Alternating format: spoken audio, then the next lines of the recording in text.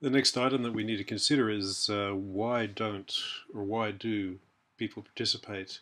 Now, this is an ongoing challenge for public health and health promotion, and that is you've got the you've got a population, say that's 100% of the population, and what you find is that in any particular activity, you're probably only engaging a very small proportion of people. So if we think about weight control and avoidance of overweight and obesity, we know that about 67% of the population is overweight or obese.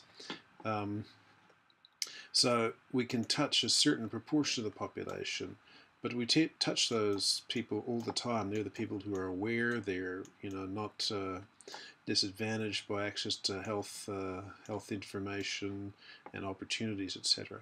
But it's this proportion of the population that we're really interested in when we do health promotion campaigns, because they're the ones that really need it. So the ongoing challenge with health promotion is how to engage people that don't participate, and a pathway to doing that is to understanding why people don't participate.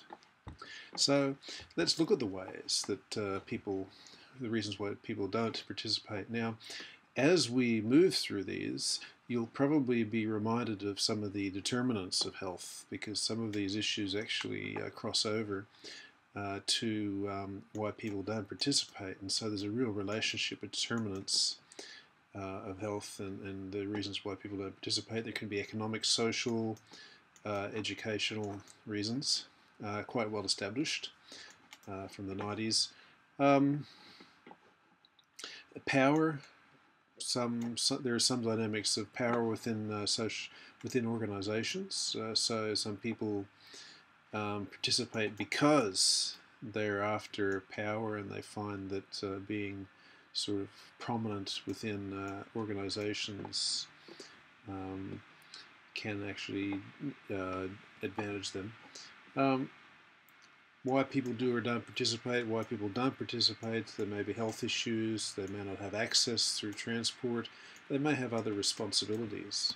So there's a whole range of particular situations that you might come across. For example, one actually classic example is in health promotion interventions, where you're trying to touch, say young mothers, and you hold seminars in the evening. Well, often young mothers have other young children that need to be taken care of, and they're quite unwilling to bring their little toddlers along to an evening session, because the toddlers are going to misbehave. And so, a life situation like that may impair the ability of someone to participate in community education programs.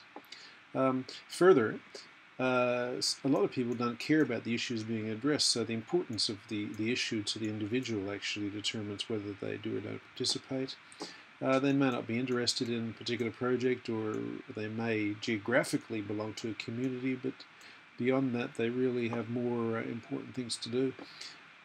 They may also be restricted by time. They may run a business, or may be very busy, or they need to look after children and don't have the time to be doing that. They may also be sick of consultation.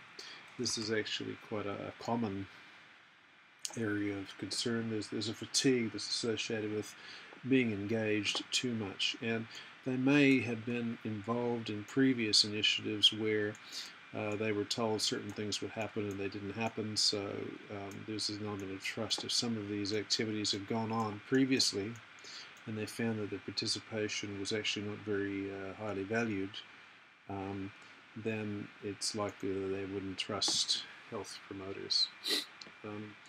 Why people don't participate? There are consistent groups of people that are underrepresented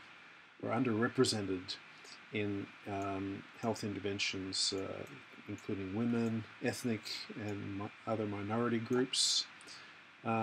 People with a lower status of either education or finances often are underrepresented in various health promotion initiatives. So one of the key elements of initiating health promotion intervention is to promote diversity.